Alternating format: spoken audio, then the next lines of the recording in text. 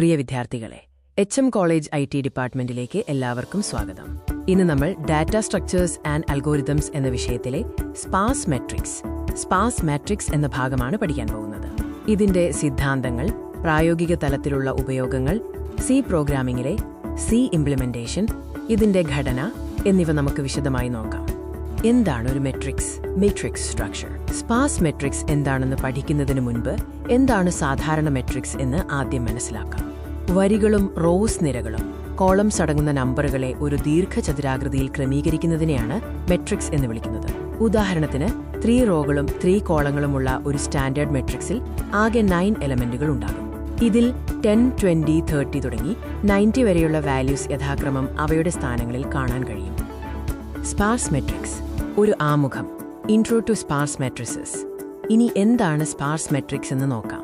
ഒരു മെട്രിക്സിലെ ഭൂരിഭാഗം എലമെന്റുകളും 0, 0 ആവുകയും വളരെ കുറച്ച് സ്ഥാനങ്ങളിൽ മാത്രം പൂജ്യമല്ലാത്ത നമ്പറുകൾ നോൺ സീറോ എലിമെന്റ്സ് വരികയും ചെയ്താൽ അതിനെ സ്പാർസ് മെട്രിക്സ് എന്ന് വിളിക്കാം.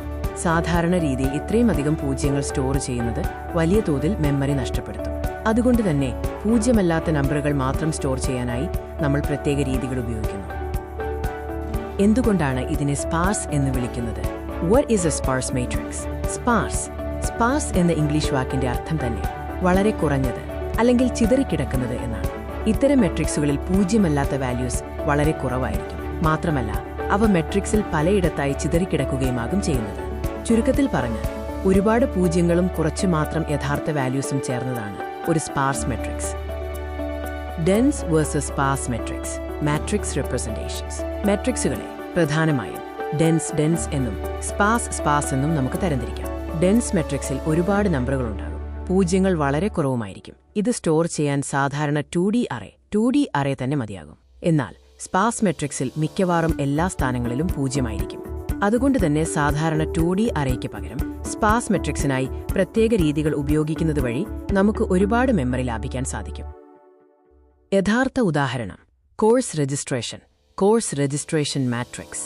ഇതൊരു യഥാർത്ഥ ഉദാഹരണത്തിലൂടെ നമുക്ക് മനസ്സിലാക്കാം. കോളേജിലെ ഒരു കോഴ്സ് രജിസ്ട്രേഷൻ ഡാറ്റാബേസ് എടുക്കുക. ആലീസ് ബോബ് പോലെയുള്ള വിദ്യാർത്ഥികളും സി, പൈത്തൺ, ജാവ, AI തുടങ്ങിയ കോഴ്സുകളും ഇവിടെയുണ്ട്. ഒരു വിദ്യാർത്ഥി ഒരു കോഴ്സ് എടുത്താൽ അവിടെ 1 എന്നും എടുത്തില്ലെങ്കിൽ 0 എന്നും രേഖപ്പെടുത്തും. ഒരു വിദ്യാർത്ഥി സാധാരണയായി വളരെ കുറച്ച് കോഴ്സുകൾ മാത്രമേ തിരഞ്ഞെടുക്കൂ എന്നതിനാൽ ഈ മെട്രിക്സിൽ കൂടുതലും 0 ആയിരിക്കും വരിക. ഇതൊരു ഹൈലി സ്പാർസ് ഡേറ്റ സ്ട്രക്ചർ ഉദാഹരണമാണ്. സ്പാർസ് മെട്രിക്സിലെ മെമ്മറി ലാഭം, memory efficiency in sparse matrices. ഇതിന്റെ യഥാർത്ഥ മെമ്മറി പ്രശ്നം എന്താണെന്ന് നോക്കാം.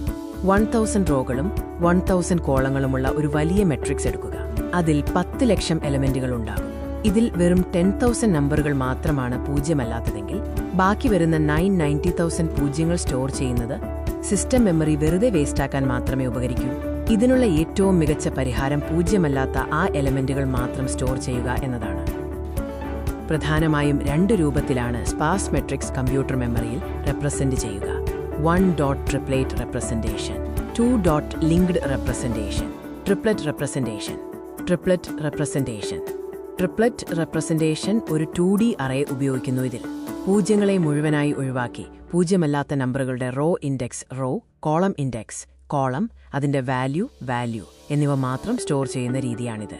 ആവശ്യമില്ലാത്ത പൂജ്യങ്ങളെ ഒഴിവാക്കി യഥാർത്ഥ ഡേറ്റയിൽ മാത്രം ഫോക്കസ് ചെയ്യാൻ ഇത് നമ്മളെ സഹായിക്കുന്നു. Metadata raw.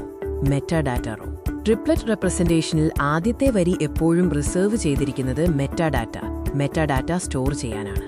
ഉദാഹരണത്തിന് ആദ്യ വരിയിൽ 3, 4, 3 എന്ന് കണ്ടാൽ അതിനർത്ഥം യഥാർത്ഥ മെട്രിക്സിൽ 3 റോകളും 4 കോളങ്ങളും 3 നോൺ സീറോ എലമെന്റുകളും ഉണ്ട് എന്നാണ്.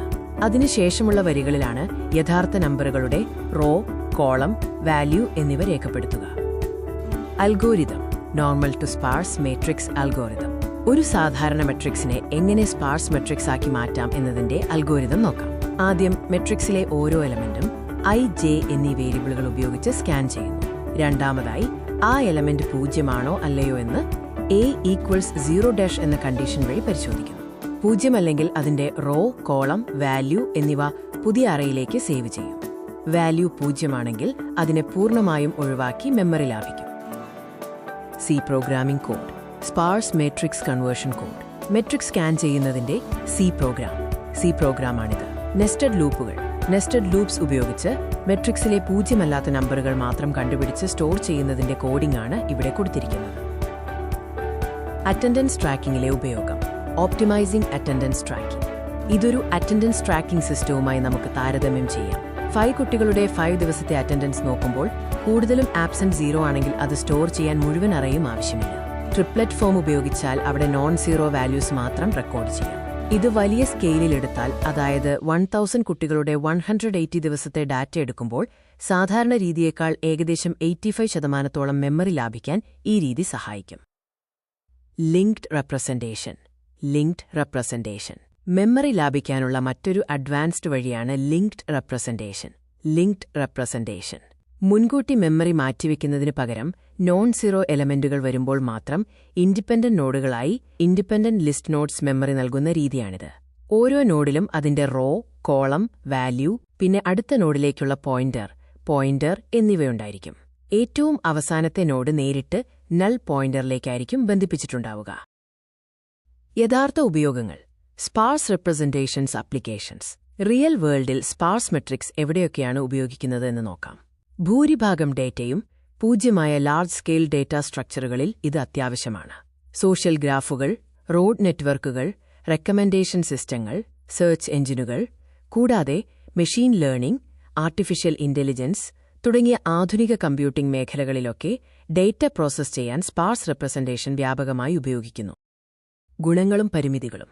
Advantages and limitations. Voice over. അവസാനമായി സ്പാർസ് മെട്രിക്സ് ഫോമാറ്റിന്റെ ഗുണങ്ങളും പരിമിതികളും നോക്കാം. പൂജ്യങ്ങളെ ഒഴിവാക്കി യഥാർത്ഥ വാല്യൂസിന് മാത്രം ഇടം നൽകി മെമ്മറി ലാഭിക്കുന്നു എന്നതും വലിയ ഡാറ്റാസെറ്റുകൾ വളരെ എളുപ്പത്തിൽ കൈകാര്യം ചെയ്യാം എന്നതുമാണ് ഇതിന്റെ പ്രധാന ഗുണങ്ങൾ. എന്നാൽ ഓരോ നമ്പറിനൊപ്പവും അതിന്റെ കോർഡിനേറ്റുകൾ, റോ ആൻഡ് കോളം കൂടി എക്സ്ട്രാ സ്റ്റോർ ചെയ്യണം എന്നതും സാധാരണ അറേയെ അപേക്ഷിച്ച് എലമെന്റുകൾ ആക്സസ് ചെയ്യാൻ കുറച്ചുകൂടി സമയമെടുക്കും എന്നതും ഇതിന്റെ പരിമിതികളാണ്. ഒരുപാട് നമ്പറുകളുള്ള ഡെൻസ് മെട്രിക്സുകൾക്ക് ഈ രീതി